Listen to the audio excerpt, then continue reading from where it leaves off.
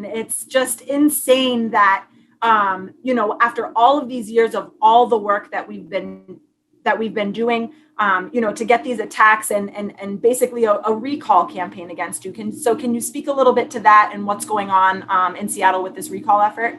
Yeah, I mean, as I was saying, last year, big business and the billionaire class went all out to buy the election in their attempt to get socialists out of City Hall.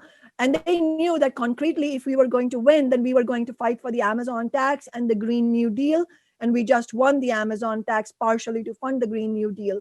So last year, corporations broke all records of the money they spent on any Seattle election in Seattle's history, but still they were not able to beat our grassroots organized movement. And it really was a movement which brought together baristas, tech workers, teachers, iron workers, electricians, and forged a fighting campaign that many were involved in. And I'm sure many who are watching this were involved in the campaign. So this recall attack is an attempt by the billionaires to try and use their wealth and influence to have a do-over of the election because they didn't like the results. I mean, look at Trump. He's refusing to accept that he is losing the election. Right now we're speaking on Friday afternoon on November 6th, and he's threatening to file lawsuits. Some of the lawsuits have already been filed. In the same way, the right wing and big business in Seattle, they're refusing to accept the election results from last year and want a do-over. And so what they've done is turn to the courts, and now the recall attempt is likely going to be on the ballot, and voters will be voting on it. And who's behind this?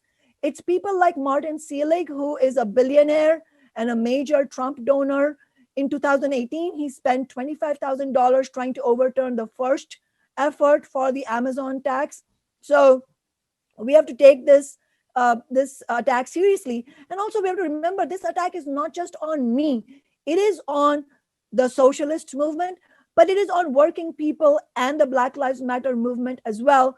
And it's no accident that 2 of the 4 recall charges against my office are directly related to my loyal support for the Justice for George Floyd protests.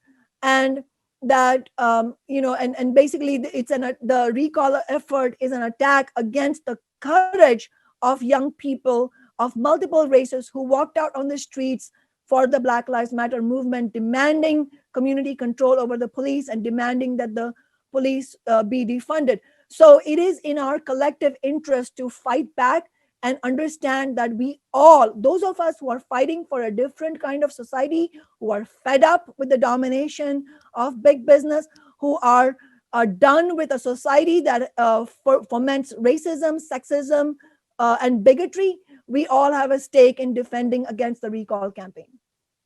It's really inspirational, all the work that you're doing to fight these right-wing attacks. But for everyone who's watching, socialists and non-socialists alike, what can people around the world do to support this effort to defend this important seat that we have in Seattle? Well, if you're watching this and if you're in the United States, we really need your support in different ways. First of all, I would really urge everybody to go to kshamasolidarity.org, which is our solidarity campaign to defeat the recall effort by big business. We need financial contributions from ordinary people because our campaign, as always, will be fueled by the self-sacrifice and the determination of working people and young people, union members, workers who want to fight against the big business and the billionaire class.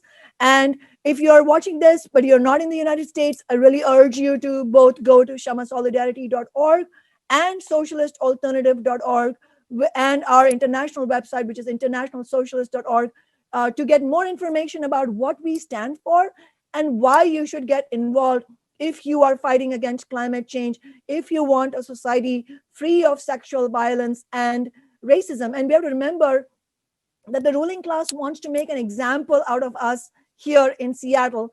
And why? Because even one example threatens the legitimacy of their system.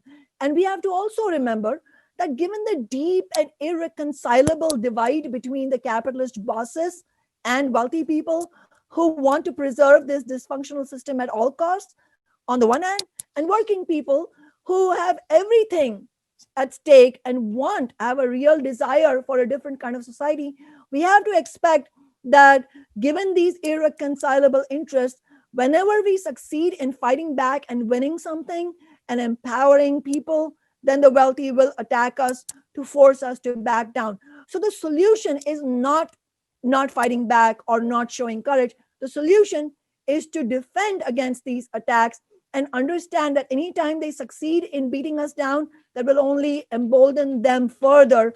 And if we succeed in winning against the recall, it will have the opposite effect, which is ordinary people, young people, not just in Seattle, but all across the US and even worldwide, I'm quite confident, will be quite, their confidence will increase and they will feel like, well, if we could do it in Seattle, if we could do it in the US, we can do it here too.